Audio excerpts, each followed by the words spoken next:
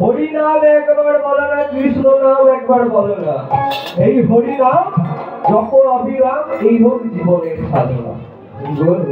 আমাদের মানব জন্মে কত সাধনা থাকে, কি না আমি ডাক্তার হবো, আমি ব্যারিস্টার হবো, আমি বড় অফিসার হবো, কিন্তু কারো মনে কি বাসনা থাকে যে আমি বড় কৃষ্ণ ভক্ত হব, আমি হরিনাম করবো, কেউ কারো মনে বাসনা থাকে? আমরা কেউ যদি ধরুন পাড়া গ্রামের মধ্যে কেউ যদি মারা যায়, কি বলতে বলতে নিয়ে যায়, বলো হরি হরি বলো হরি হরি, তাই তো?